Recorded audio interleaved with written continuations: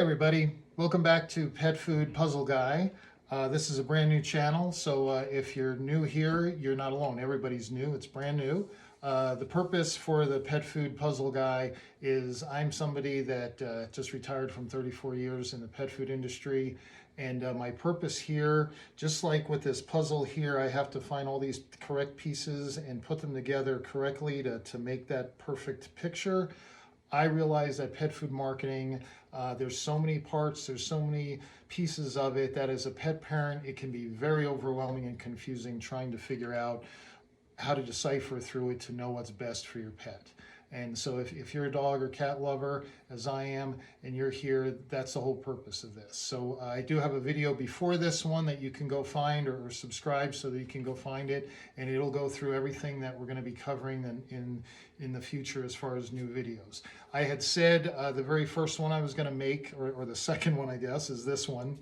And I wanted to just do a very short and sweet history of pet food marketing, just to kind of show you how pet food marketers keep switching gears and changing to try to separate you from your money and get you to believe that their product is better than everybody else's. So real quick, I want you to go back in time. It's the mid-1980s. Some of you may not have been on Earth in the mid-1980s, but I was a distributor rep. And besides pet supplies, we sold Science Diet and Iams. And those were the two brands that I was very familiar with. And what we found was they were selling great. That people were switching from the grocery mentality, grocery foods, over to these two. And there were a few other brands out there, but those were the two big ones that I was familiar with in the Northeast. And when we asked people what they were feeding, they said that they fed Lucky Dog because of the bulldog on the bag. So people weren't that sophisticated back then like we are today about what we feed our pet. But clearly back then, I don't like using brands, but I have to because to show the history here. But Science Diet and Iams, Science Diet was the veterinary diet for sure, and Iams was flashy with fluorescent colored bags and cool names like Eukanuba. And most people don't know, I don't want to digress, but Eukanuba was actually a cat call that Paul Iams, the founder of the Iams company, in the 1920s in college, if you saw a pretty girl walking down the street, he and his buddies would yell Eukanuba. And so that name stuck and went on one of his brands of dog food. So there's some useless information that you didn't need to know, but I might as well tell it to you. So anyway, back to my story. So now you have premium foods that are gaining on the grocery channel. And so of course back then everybody fed Purina. I mean, that was just what you did, okay? Not so much anymore, but back then they owned it. And so Purina in 1987, maybe 1988, they did something major. They said, okay, that we've had enough of this, we're gonna fight back. They came out with the concept of chicken, real chicken being the first ingredient. Now I know for you, if you're a pet parent watching this kind of video, you're so used to seeing that, it doesn't even faze you anymore. They were the very first ones to do it in 1987. They also were smart.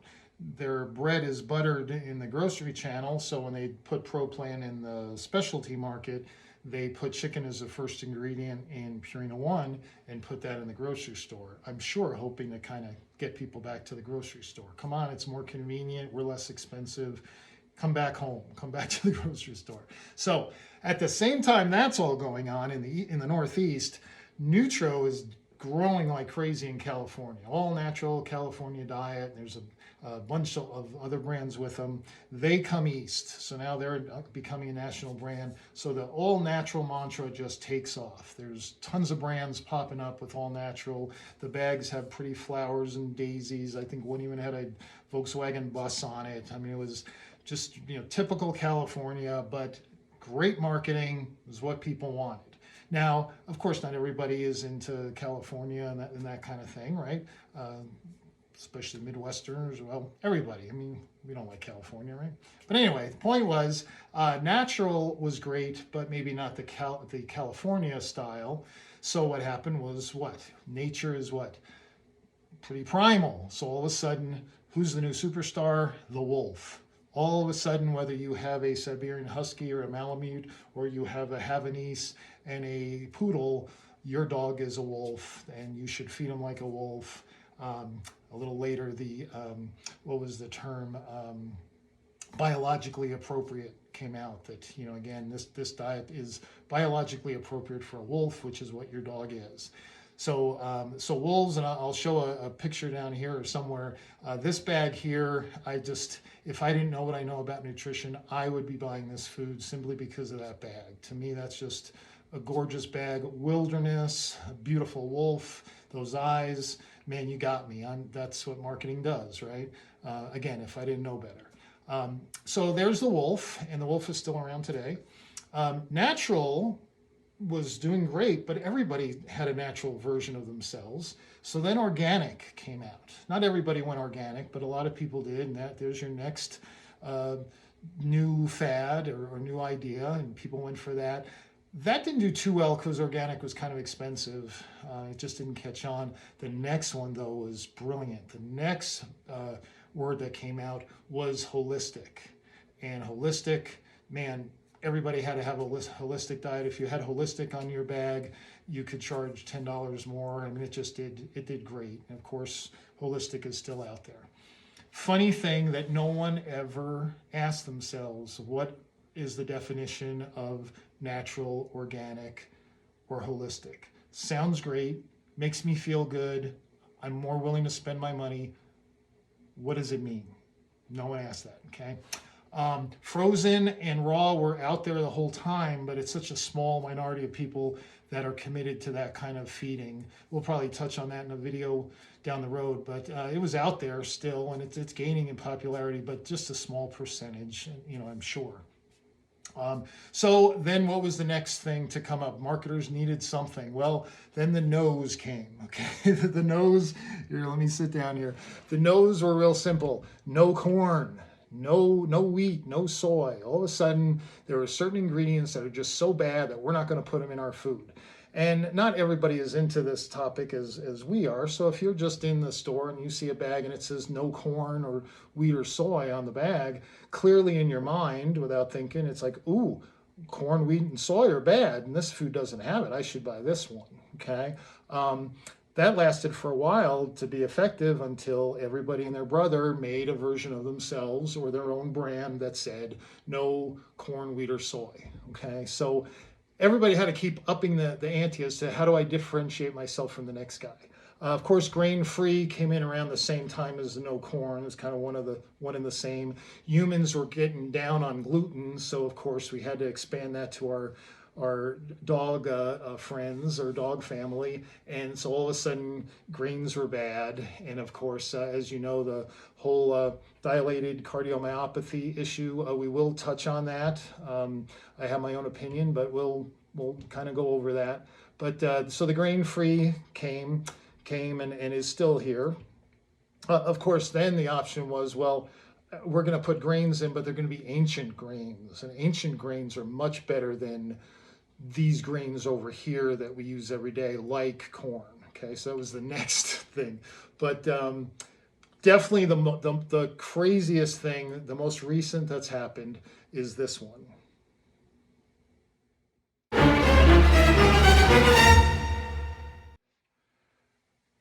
The pet food manufacturers came up with the latest method of trying to sell you food, and that is the war on kibble.